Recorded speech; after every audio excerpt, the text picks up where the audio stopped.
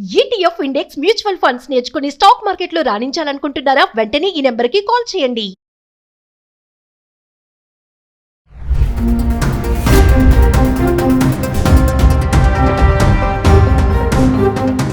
నమస్తే, welcome back to Suman TV. Present మనతో పాటు ఉన్నారు అనలిస్ట్ మందరి కృష్ణారెడ్డి గారు. నమస్తే సార్. నమస్తే అమ్మా. సార్, అమెరికాలో ఇప్పుడు F1 వీసా ఉన్న వాళ్ళకి ఈ ఓపీటీ ఆప్షనల్ ప్రాక్టికల్ ట్రైనింగ్ అనే దాన్ని రద్దు చేయబోతున్నారు అనేది ఒక టాక్ అయితే వస్తుంది సార్. ఏంటి అసలు, అంటే ఎందుకు దాన్ని రద్దు చేయబోతున్నారు అంటే ఒకసారి వివరాల్లోకి వెళ్తే. భారతదేశం నుంచి కానీ ఇతర దేశాల నుంచి కానీ స్టూడెంట్ వీసా కింద వెళ్ళేటువంటి ఎవరైతే ఉన్నారో అమెరికాలో చదువు కోసం వెళ్తున్న వాళ్ళు F1 వీసా మీద వెళ్తారు. ఈ F1 వీసా మీద వెళ్ళిన వాళ్ళు 2 సంవత్సరాల వరకు ఫస్ట్ చదువుకోవడానికి వాళ్ళకి అవకాశం ఇస్తారు. ఈ 2 years చదువు అయిపోయిన తర్వాత ఫర్దర్గా ఏదైనా పోస్ట్ గ్రాడ్యుయేషన్స్ కానీ లేకపోతే PhD లాంటివి కానీ అట్లాంటి చేయదలుచుకుంటే సీటు కంపల్సరీగా వచ్చి దానికి కావాల్సిన డబ్బంతా కడితే కంటిన్యూ చేసే అవకాశం ఉంటుంది. లేదా ఏదైనా ఉద్యోగం సంపాదించుకోవడానికి కూడా ఒక అవకాశం కల్పిస్తారు. అది OPT అంటారు, ఆప్షనల్ ప్రాక్టికల్ ట్రైనింగ్. ఈ OPT ముందు 1 yearకి ఇస్తారు టెంపరీగా. 1 year తర్వాత దీన్ని మళ్ళీ స్టెమ్ OPT అని చెప్పి దీన్ని మళ్ళీ 2 సంవత్సరాలకు ఎక్స్టెండ్ చేస్తారు. అంటే మొత్తం 3 సంవత్సరాల పాటు అమెరికాలో ఉండడానికి అవకాశం ఉంది. ఆ తర్వాత కూడా ఎక్స్టెండ్ చేసినటువంటి సందర్భాలు చాలా ఉన్నాయి. ఇది చేయడం వల్ల ఏమవుతుందంటే అసలు చాలామంది OPT ఉందన్న ఉద్దేశంతో చాలామంది maximum 95 to 98% of the students OPT కోసమే వెళ్తున్నారు. అక్కడ ఏమిటి OPTలో ఉన్న మహత్యం ఏమిటంటే OPT టైంలో వాళ్ళు ఉద్యోగాలు చేసుకోవచ్చు.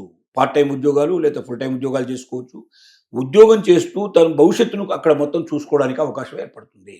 చదువు పేరుతో వెళ్ళినప్పటికీ చదువు తర్వాత వాళ్ళు స్థిరపడటానికి OPT దానికి కారణం కాబట్టి. లేదా చదువు అయిపోగానే మీరు అమెరికా నుంచి వెళ్ళరావాలంటే ఎవడు అసలు చదువుకోవడానికి వెళ్ళడు. 2 ఏళ్ళు కాగానే వచ్చేసాం. అక్కడ అమెరికా చదువు పెద్ద గొప్ప చదువు అని చాలామంది అభిప్రాయం ఏంటంటే అమెరికాలో చదువుకోవడానికి వెళ్ళేవాళ్ళు అసలు కాలేజీలకు వెళ్ళేవాళ్ళు తక్కువ, ఎక్కువ మంది ఉద్యోగాలు చేసుకోవడానికి ప్రయత్నం చేస్తారు, పార్ట్ టైం జాబ్ సంపాదించడం చేస్తారు. అక్కడ ఏదో పేరుకు అటెండెన్స్ చేసుకోవడం కానీ పేరుగా వెళ్ళి రావడం కానీ. అంటే మన కాలేజీలకు పెద్దగా తేడా ఏం లేదు. ఇక్కడ కూడా చాలా కాలేజీలు అట్లాగే నడుస్తున్నాయి, అక్కడ కూడా కాలేజీలు కొన్ని అట్లాగా అలౌ చేస్తున్నాయి అనేది దీన్ని బట్టి మనకు అర్థమవుతుంది. అయితే ఇప్పుడు ఏమవుతుందో ఆలోచిస్తున్నాడు ట్రంప్ అంటే అసలు OPTని పూర్తిగా రద్దు చేద్దాం లేదా దీన్ని కుదిద్దాం, దీన్ని చాలా తక్కువగా ఇప్పుడు 1 year నుంచి 3 years వరకు టైం ఉంది. ఈ 3 years నుంచి 2 years చేయడం కానీ లేదా 1 yearకే రిస్ట్రిక్ట్ చేయడం కానీ ఇలా పెట్టాలా లేదా పూర్తిగా రద్దు చేయాలా అని ఆలోచిస్తుంది. అలా రద్దు చేస్తే ఎవడు రాడు చదువుకోవడానికి. 98% రారు. ఓన్లీ 1 or 2% ఎవరన్నా బాగా డబ్బున్న వాళ్ళు ఏదో అమెరికాలో చదువుకొచ్చారని గొప్పగా చెప్పుకోవడానికి మాత్రం వెళ్తారు తప్ప ఎవరు కూడా అక్కడ స్థిరపడడానికి సిద్ధపడేవాడు, అక్కడ ఉద్యోగం చేసుకోవడానికి సిద్ధపడేవాడు కూడా 2 సంవత్సరాల తర్వాత వెనక్కి వచ్చిన తర్వాత మళ్ళీ H1B వీసా దొరికితేనే వెళ్ళాలి, వర్క్ పర్మిట్ ఉంటేనే పోవాలి. వర్క్ పర్మిట్ లేకుండా పోలేడు వాడు. మరి పోలేనప్పుడు ఇంకా అక్కడ పోయి రావడంలో ఏంటి, లక్షలు పెట్టి చదువుకోవడం మామూలు చదువు కాదు కదా. ఇక్కడ అయ్యేటువంటి అక్కడ 1 year చదివే చదువు ఇక్కడ మనం 10 ఏళ్ళు చదువుకోవచ్చు, 25 ఏళ్ళు చదువుకోవచ్చు. అంత డబ్బు మనం అక్కడ ఖర్చు పెట్టాల్సి వస్తుంది. కాబట్టి ఎవరు కూడా పోవడానికి అవకాశం లేదు. కాబట్టి దీన్ని అమలు చేయాలి. దీంట్లో ఇంకా కొన్ని ఒకవేళ వీలైతే మొత్తం రద్దు చేయాలి నెంబర్ 1. రెండోది ఏంటంటే ఒకవేళ మొత్తం రద్దు చేయడానికి అవకాశం లేకపోతే దీన్ని కుదించాలి. 1 yearకో 2 yearsకో దీన్ని కుదించాలి. 3 years బదులుగా 1 yearకో 2 yearsకో కుదించాలనేది రెండోది. మూడోది ఏమిటంటే అలా కుదించడంతో పాటుగా లేదా కుదించని పరిస్థితి పక్షం లేని పరిస్థితుల్లో OPTలో ఉండాలంటే కంపల్సరీగా వాళ్ళు ఉద్యోగం చేస్తున్నట్టుగా వాళ్ళకి సర్టిఫికేట్ ప్రొవైడ్ చేయాలి. ఎంప్లాయర్ సర్టిఫికేట్ ఉండాలి. వాళ్ళ దగ్గర నేను ఉద్యోగం చేస్తున్నానని ఎంప్లాయర్ సర్టిఫికేట్ ఇస్తాడు. పార్ట్ టైం అయినా కూడా ఫుల్ టైం గానే వాళ్ళు జనరల్గా దాన్ని పరిగణించేటట్టుగా ఉంటుంది. ఉద్యోగం అని అంటాడు, పార్ట్ టైం ఫుల్ టైం రాయకుండా కూడా ఉద్యోగం అంటాడు, ఇస్తాడు. ఆ సర్టిఫికేట్ ప్రొడ్యూస్ చేస్తేనే అమెరికాలో OPT మీద ఉండేందుకు హక్కు ఉంది, లేకపోతే లేదు. లేదా ఫర్దర్ ఎడ్యుకేషన్ పోస్ట్ గ్రాడ్యుయేషన్ కానీ PhD కానీ చేయడానికి ఆల్రెడీ కాలేజ్ అడ్మిషన్ ఇచ్చి ఉండాలి. అంత డబ్బు కాలేజ్కి పే చేయాలి. అది చాలా లక్షల్లో ఉంటుంది. అంత డబ్బు పే చేయడానికి అందరి దగ్గర అవకాశం ఉండదు. దీనికే ఏదో అప్పో చేసి వెళ్ళే వాళ్ళు మిడిల్ క్లాస్ ఎక్కువ ఉంటారు, దీంట్లో వెళ్తారు.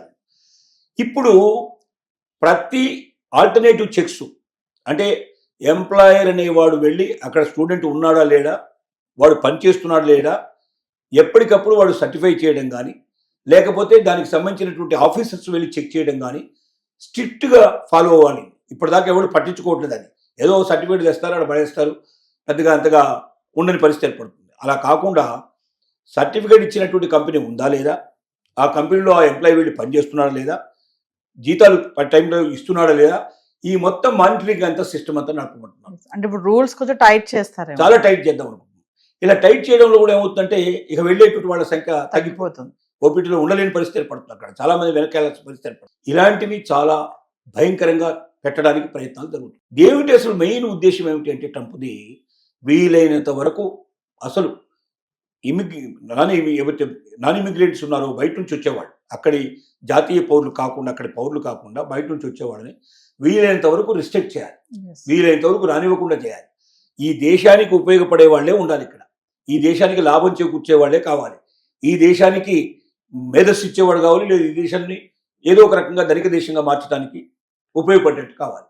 కానీ ఈ దేశంలో పనిచేసి ఈ దేశంలో డబ్బు తీసుకెళ్ళి వాడి దేశానికి తీసుకెళ్ళేవాడు కానీ, ఈ దేశం డబ్బుతోటే వాడు గొప్పవాడు కావాలని కోరుకోండి కానీ ఇలాంటి వాళ్ళు మాకు అక్కర్లేదు. పైపెచ్చు వీళ్ళ వల్ల ఏమవుతుందంటే, ఓపీటీ వల్ల ఏమవుతుందంటే అక్కడ ఉన్నటువంటి అమెరికన్ స్టూడెంట్స్కి ఉద్యోగాలు రావడం చాలా కష్టమైపోతుంది. ఎందుకంటే అక్కడ ఉన్న వాళ్ళు చదువుకున్న వాళ్ళు చాలా తక్కువ, అంటే హైలీ ఎడ్యుకేషన్ చాలా తక్కువ, ఎక్కువగా తక్కువ 10th క్లాస్లో ఇంటర్మీడియట్లో ఉద్యోగాలు వదిలేసే వాళ్ళు, ఎడ్యుకేషన్ వదిలే వాళ్ళు ఎక్కువ. ఎందుకంటే 14 years అయ్యేసరికి తల్లిదండ్రులతో సంబంధాలు చాలా మంది తెగిపోతాయి, అందరు బయటకు వెళ్ళిపోతారు.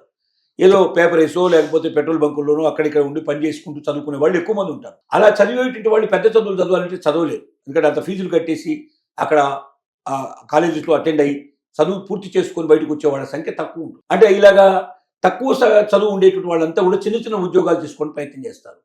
F1 వీసా మీద వెళ్ళే వాళ్ళందరికీ ఆ చిన్న చిన్న ఉద్యోగాలే దొరుకుతాయి. అంటే ఏమవుతుంది, F1 వీసా మీద వెళ్ళే వాళ్ళేమో చాలా తక్కువ వేతనాలతో పనిచేయడానికి సిద్ధపడతారు. అదే అమెరికన్ పౌరుడు అదే ఉద్యోగానికి 4 to 5 times ఎక్కువగా వాడు డిమాండ్ చేస్తాడు. డిమాండ్ అంటే వాడికి ఉన్నాయి రూల్స్ ఉన్నాయి. అట్లాగా అమెరికన్ గవర్నమెంటే అమెరికన్ సిటిజన్ ఎవరు పనిచేయాలన్నా కూడా ఇంత మినిమం సాలరీ ఇవ్వాలని మినిమం వేజెస్ అనేటువంటి సిస్టమ్ పెట్టారు. కాబట్టి అమెరికన్ పౌరుడు అక్కడ ఉద్యోగం చేస్తున్నప్పుడు తప్పనిసరిగా అంత డబ్బు ఇవ్వాలి. అదే డబ్బు కన్నా 4-5 ఇంతలు తక్కువ ఇచ్చేసి పని చేయించుకోవడానికి, తర్వాత ఎక్కువ టైం అయినా పని చేస్తాడు, ఓవర్ టైం అయినా పని చేస్తాడు, హాలిడేస్ సండేస్ కూడా వచ్చి పని చేయమంటే పని చేస్తారు. అదే వాడు అమెరికన్ పని చేయడు, చచ్చినా పని చేయడు, ఫ్రైడే దాకానే పని చేస్తానంటాడు, సాటర్డే సండే పిలిచినా రాడు, ఒక్క నిమిషం లేట్ అయినా అక్కడ ఉండడు, ఒక్క నిమిషం వాడు లేటుగా రాడు, కరెక్ట్ టైంకి వస్తాడు, టైంకి వెళ్ళిపోతాడు. ఇలాంటి వాడికన్నా ఇండియా నుంచి వచ్చిన వాళ్ళు, ఇతర దేశాల నుంచి వచ్చిన వాళ్ళు అయితే తక్కువ రేట్లో వస్తారు, 4-5 times మిగిల్చుకోవచ్చు, ఎక్కువ పని చేస్తారు, సండేస్ హాలిడేస్ పని చేస్తారు, ఎక్స్ట్రా వర్క్ చేస్తారు, ఒబీడియంట్గా ఉంటారు. సార్ సార్ సార్ అని పిలుస్తుంటారు, ఒబీడియంట్ ఉంటారు. అమెరికా అట్లా ఉండదు. నువ్వు నాకు రెస్పెక్ట్ ఇవ్వు, నేను నీకు రెస్పెక్ట్ ఇస్తా, నువ్వు నాకు రెస్పెక్ట్ ఇవ్వకపోతే నువ్వు ఎవడైనా నీకు రెస్పెక్ట్ ఇవ్వననే పరిస్థితిలో ఉంటుంది అక్కడ. కాబట్టి వీటన్నిటిని దృష్టిలో పెట్టుకొని అక్కడ ఉద్యోగాలు బాగా పెరగాలంటే, అమెరికన్స్కి ఉద్యోగాలు ఎక్కువ రావాలంటే ఓపీటీ రద్దు చేస్తే అమెరికన్ ఉద్యోగాలు బాగా పెరుగుతాయి అని ఆలోచనలో ఉన్నారు. అట్ ద సేమ్ టైం మళ్ళీ ఏంటంటే భయం కూడా ఉంది, ఓపీటీ రద్దు చేస్తే ఇక్కడ ఎడ్యుకేషన్ ఇన్స్టిట్యూషన్స్ అన్ని మూసేయాల్సిన పరిస్థితి ఏర్పడుతున్నాయేమో. అలాగే చిన్న చిన్న ఉద్యోగాలకి అమెరికన్స్ దొరకకపోతే కూడా అక్కడ వీళ్ళని పెట్టాలంటే ఇంకెవరిని పెట్టాలన్నా దొరకకపోతే చాలా కష్టం అవుతుంది. కొన్ని భయాలు ఉన్నాయి. కానీ at the same time restriction పెట్టి కొంచెం తగ్గించాలనే ఉద్దేశంతో ఉన్నారు. బహుశా దాన్ని ఈ ఇయర్ ఎండింగ్ లోపల, డిసెంబర్ లోపల కానీ లేకపోతే ఫస్ట్ హాఫ్ లోపల, జూన్ లోపల కానీ 2026లో అమలు చేయాలనుకుంటున్నారు. కానీ ఈ ఇయర్లో చేసే అవకాశాలు 99% లేవని చెప్పుకోవచ్చు. 2026 బిగినింగ్లో ఎప్పుడైనా చేస్తే వచ్చే సమస్య ఏంటంటే, ఇప్పుడు అక్కడ ఆల్రెడీ ఎడ్యుకేషన్ పూర్తయి ఓపీటీలో ఎంటర్ అయిన వాళ్ళకి ఇబ్బంది లేదు, వాళ్ళకి ఆ 3 years ఉంటుంది, వాళ్ళని ఎవరు రిస్ట్రిక్ట్ చేయడానికి వీల్లేదు. ఒకసారి ఓపీటీ ఇచ్చేసారంటే దాని ప్రకారం పోవాల్సిందే. కొత్తగా వచ్చే చట్టం ఎవరు గుర్తిస్తుందంటే, ఇప్పుడు స్టూడెంట్స్గా ఉండేవాళ్ళు, అంటే ఈ 2 years లోపల ఫస్ట్ ఇయర్ ఉండే వాళ్ళకు మాత్రమే, సెకండ్ ఇయర్ పూర్తి కాకుండా ఉండేవాళ్ళు కానీ, కొత్తగా వెళ్ళి ఎడ్యుకేషన్లో జాయిన్ అయ్యే వాళ్ళకి కానీ ఇబ్బంది అవుతుంది. కొత్తగా వెళ్ళి జాయిన్ అయ్యే వాళ్ళకి ఎప్పుడు తెలుస్తుంది సంగతి, ఏ జూన్లోనో చేశారనుకోండి, చట్టం చేశారనుకోండి, వీడు వెళ్ళి అక్కడ జాయిన్ అయిపోతాడు, లక్షల ఫీజు కట్టేసి జాయిన్ అయిపోతాడు. అప్పుడు జూన్లో దాన్ని తీసుకొచ్చారనుకోండి, జనవరిలోనో ఫిబ్రవరిలోనో వీళ్ళు అడ్మిషన్ అయిపోతుంది, మార్చి లోపల వెళ్ళిపోయి జాయిన్ అయిపోతారు. జూన్లో తీసుకొచ్చారనుకోండి చట్టం, కొత్తగా వెళ్ళిన వాడికి ఇంకా ఓపీటీ ఉండదు. అప్పుడు వీడికి ₹1 వెనక్కి రాదు. అమెరికాలో 2 ఏళ్ళు చదువు పూర్తి చేసుకోవడానికి మొత్తం డబ్బంతా వీడు తప్పనిసరిగా బయట నుంచి తెచ్చుకోవాల్సిందే. 2 ఏళ్ళు పూర్తి కాగానే వాడు బ్యాగ్ వేసుకుని వెళ్ళిపోవాల్సిందే. చాలా ఇబ్బంది పడతారు, చాలా బాధపడతారు. కాబట్టి ఓపీటీ గురించి జాగ్రత్తగా అబ్జర్వ్ చేసి, ఓపీటీ రద్దుకు అమెరికా సన్నాహాలు చేస్తుందని ఏమాత్రం సందేహం ఉన్నా, ఒకవేళ రద్దు చేసినా నేను నా చదువు పూర్తి చేసుకుని వెనక్కి రాగలనా, ఉద్యోగం లేకపోయినా నేను చేయగలనా, అమెరికాలో చదువుకు మాత్రమే నేను వెళ్ళగలనా అని ఇన్ని ప్రశ్నలు వేసుకొని, అలాంటి వాళ్ళు మాత్రమే మీ పిల్లల్ని మీరు అమెరికా పంపించండి. స్టూడెంట్స్ ఎవరైనా ఉంటే ఇవన్నీ గమనించుకొని వెళ్ళండి. ఒక్కసారి మీరు వెళ్ళిన తర్వాత ఓపీటీ రద్దయితే మాత్రం మీరు చాలా బాధలు పడతారు, చాలా ఇబ్బందులు పడతారని మనం హెచ్చరిక చేయాల్సిన పరిస్థితి ఏర్పడుతుంది.